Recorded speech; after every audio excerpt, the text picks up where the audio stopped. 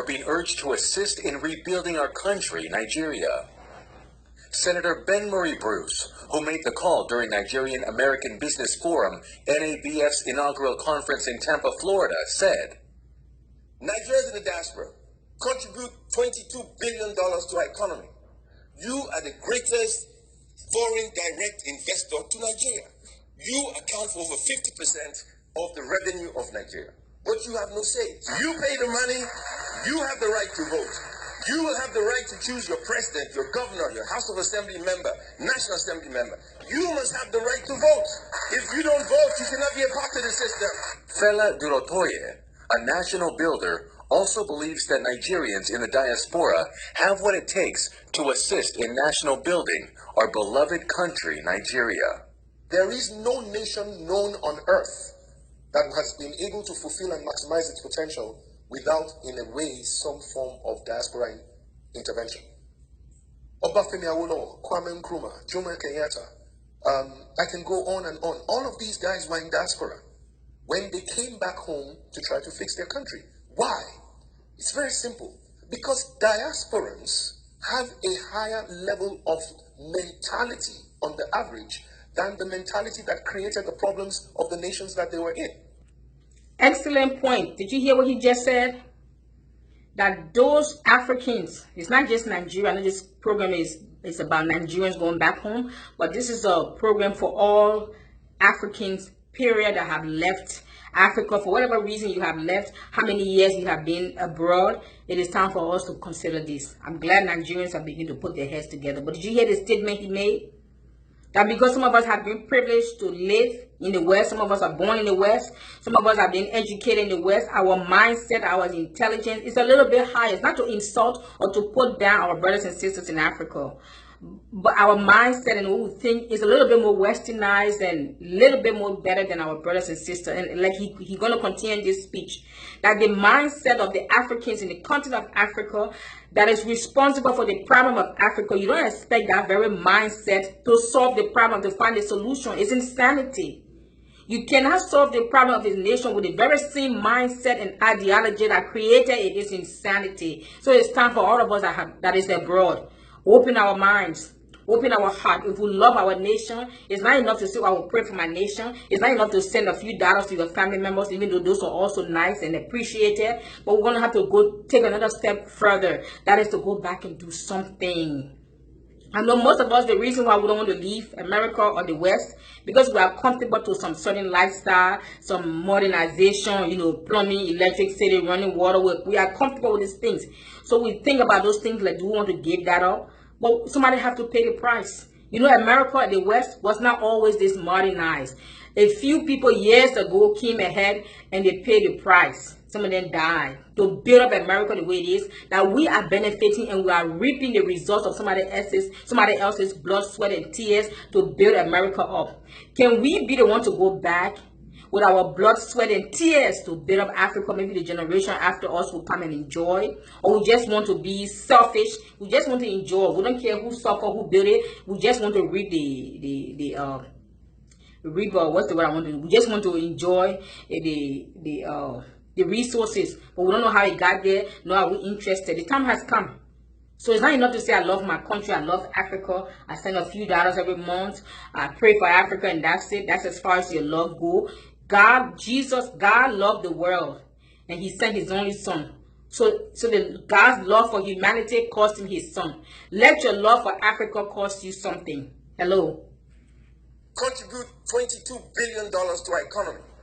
You are the greatest foreign direct investor to Nigeria.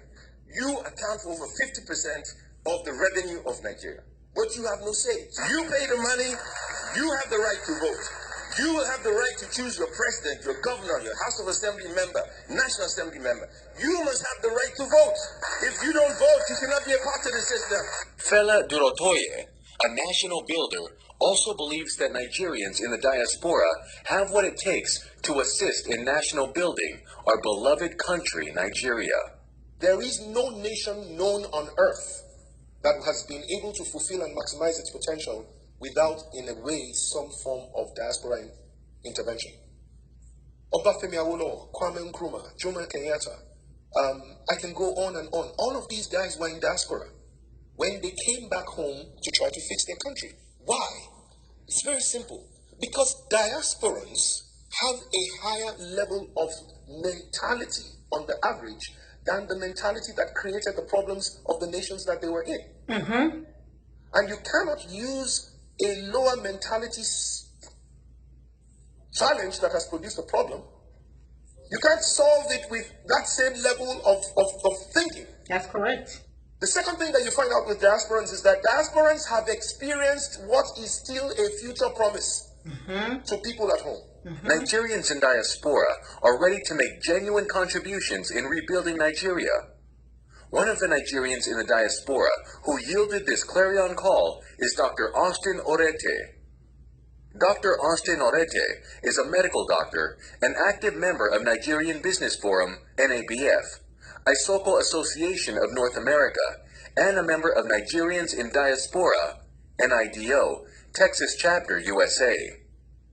Dr. Austin Orete is a community leader, an advocate for better life for Nigerian youth, and a philosopher who has used his profession to help so many Nigerians in respects of his tribe or cultural background. Our executive producer, Joy Adedeji, was in Houston, Texas to speak with him. Hello everyone, welcome to Talk with NABN, your community TV station. My name is Joy Adedeji. Today, we're coming to you from Houston, Texas. Houston, Texas is the home of Nigerians. And you know why? It has the largest concentration of Nigerians in the U.S. Today we're going to meet a Nigerian, Dr. Austin Orete, who's making big strides in Houston, Texas. We're going to be with him today. We're going to follow him, get to know who he is. I've also found out that he's a philanthropist. He's a humanitarian. He's done a lot of charity work, and he's helped a lot of Nigerians in Houston. We're going to follow him and get to know more about Dr. Orete. Dr. Austin Orete, welcome to Talk with NABI. It's my pleasure to have you here. Thank you for having us and taking time out of your busy schedule to talk to us. First of all, for our viewers who don't know you, can you tell us a little bit about your background? Well, my name is Austin Orete. I'm a physician of Nigerian descent. I'm based in Houston. I've been practicing here for quite some time now, for about 20 years. I work in a variety of fields in Houston, Texas. I can say by now. I'm so glad to see this message. I just stumbled across this video. Today is March 27, 2018. I pray that the fellow Africans will follow in the Nigerian footsteps for once. You know, I'm very leery of encouraging anyone to follow in Nigerian footsteps.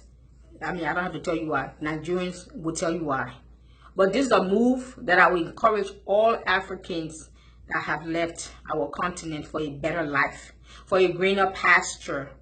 In order for Africa to be great, they will need our mindset. They will need our intelligence, our education, our experiences from abroad. They will need that together with even the natural resources, which I'm talking about the mind of the native Africans who are still left in Africa. We begin to put our mind together and brainstorm. We can make Africa great. Not to go back to Africa to insult our brothers and sisters or to think that we are better than them because we came from abroad or were born in abroad or we've been in abroad for 30 years. Not to go with that arrogance mindset to put anyone down, but to go with a mindset of humility and the love for your continent and for your fellow brethren and say, listen, I want to bring whatever intelligence and education and resources I have to put it together and combine it with whatever resources you have in Africa, and together.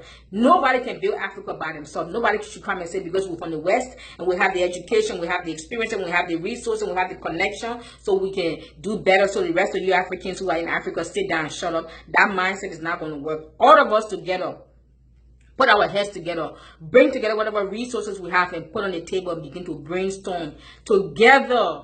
The Africans in Africa, and the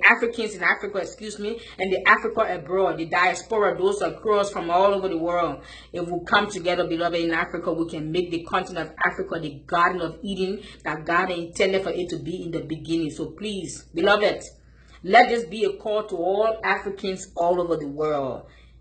We sit in America, we get insulted, we say Donald Trump insulted us that we should go back home. Okay, now we have the chance. Let's show the West and the world that we can build Africa. Because the only nation so far that seems to be somehow developed is South Africa, because we were ruled so many years by the Dutch. We know it's apartheid. We know it's wrong. Nobody justifying apartheid. But then after was it F.W. de Klerk, he left. Mandela came in. Who else is there? We know what's going on with the farmlands, and the white farmers are being killed and butchered. It's just revenge. We just reverse hatred. That's pretty much what it is. But fellow Africans, let's show the world that a black man can build something. Oh. Let's do something. I even hear some Nigerian politicians, they will boast and brag that the currency of Nigeria in the 60s was almost as good as the dollar, or as good as the pound, or for pound. But what they don't seem to realize, that Nigeria got independence, what is it now, 1960 or is it 1965? So that leads me to tell me, if the currency of Nigeria is still strong, that's because the system that the British set in place, it had not yet collapsed. Give it 20 years, 30 years after you got your independence, look at it. So you can't even take credit and say, oh, our currency was strong in the 60s, because the system the white man put in place was still strong. You had not yet destroyed with your corruption, your wickedness, and your selfishness, and your loveless attitude toward yourself and towards your fellow Nigerians. Africans, this message is not just for Nigerians, for all of Africans. Please, let's wake up. It's time for us to go back and build up our continent and show the West that we can do this by ourselves without them sticking their nose into our business or putting their hands into the cookies jar. What is the cookies jar? Our natural resources. How can the nation of Nigeria, and it's an oil-producing nation, have a shortage of gasoline? How can a country like Liberia, that had I don't know if they still do, that once upon a time used to have the largest rubber plantation and iron ore in the world, a population of 4.5 million people, that have such mineral and natural resources, the streets of Liberia should be paved with gold. But the streets of Liberia is not even paved because why? Our wicked, evil, selfish, and self-centered politicians sold the natural resources of Liberia and many of Africa's countries, sold it to the West for pennies on the dollars. We need to find out, where is the gold? Where is the iron ore? Where is the rubber? Somebody have put their hands in Africa's cookie jar and sold and stored her resources. We can't always blame the West, because the crooked politician in Africa sold the resources to the West for pennies on the dollar. Somebody need to go find what those contracts. Liberia gave her contract to Firestone, one of the largest rubber tire producing companies in America, in the world. Firestone. Guess where Firestone headquarters is? In Liberia. Firestone stored our natural resources, or our crooked politicians signed a contract with them to sell it for pennies on the dollar. It is time now. Go back and please, all the presidents of Africa listening to this message, go back and find out who stole the gold from Ghana, because Ghana got its name called the Gold Coast. It was once the Gold Coast. Where is the gold? Ivory Coast, Liberia, South Africa with diamonds, with oil, with mineral. Africa have more than enough natural resources to supply the world. Yet we are begging for handouts from the world. Why? Because we are ruled by principalities who call themselves pastors and politicians. It is time for us to dethrone some of these principalities and get a hold of Africa and make her great. Visit me, www.makeafricagreat.org. Let's go back home and build Africa. Listen, continue to listen.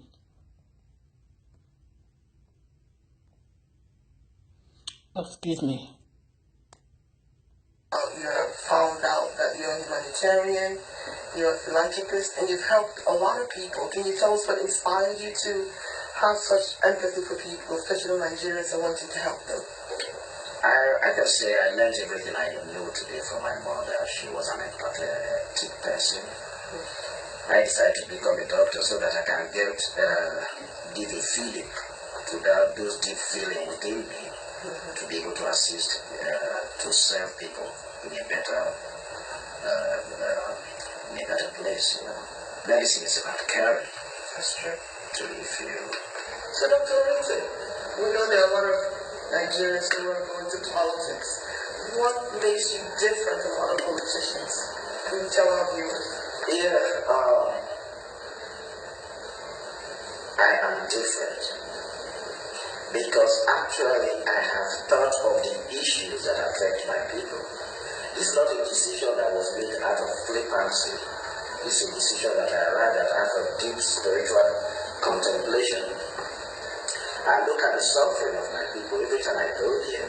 I look at the deprivation. I look at the environment.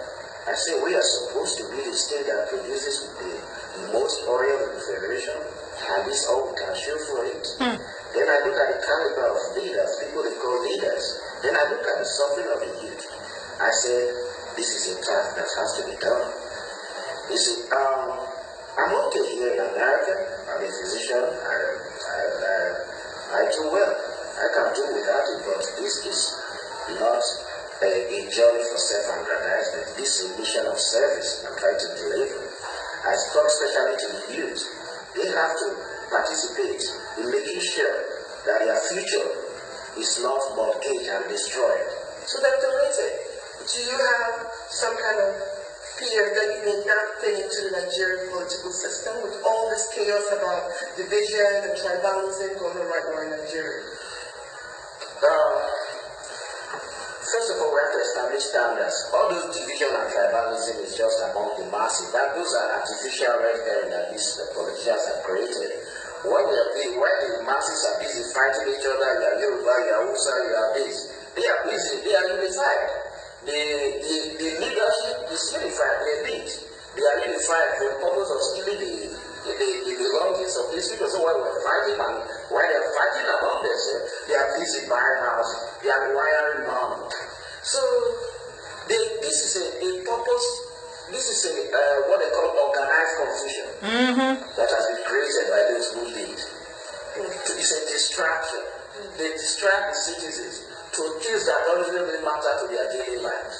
Whether you live in Kano, or you live in Lagos, or you live in Enugu, the price of Gary, if it goes up, it will affect everybody. That's right. If the hunger is hunger, when hunger is anywhere you go, you say, I'm an Hausa man, therefore I'm not hungry. If you go to the north, there is no misery in the north. And Buhari is president. The human development in the north, the human development index in the north, according to the World Bank, is one of the lowest in the world. If you put Nigeria per se into a whole, Nigeria is very low. So we have to invest in our people. Africa, this thing called tribalism is destroying us. We have to know that it was created by those evil, wicked politicians to distract you, to keep you fighting amongst yourself. And while you're fighting amongst yourself, they are robbing you blind of your wealth, your future, and your resources. When you finally wake up, it's too late. The continent is dried up. So please, tribalism is one of the tools of the enemy and the agent to keep us divisive, strifeful, and contending and fighting amongst ourselves. Are we all not Africans? Oh, you Hausa, you Yoruba. Are we all not, you all not Nigerians? Are we all not African? We have to stop this madness. Really. Please, we have to wake up from this. It's insanity, it's stupidity. First of all, you invest in the groups. When it was time to target those, you refuse. Is it time for us, many of us Africans, is it time for us to go back? Some of us stay in America for so many years. And if we do go back, we go back to show off what we have, how America have been good to us. That mindset have to stop. And you see the suffering of your people, you go to show off.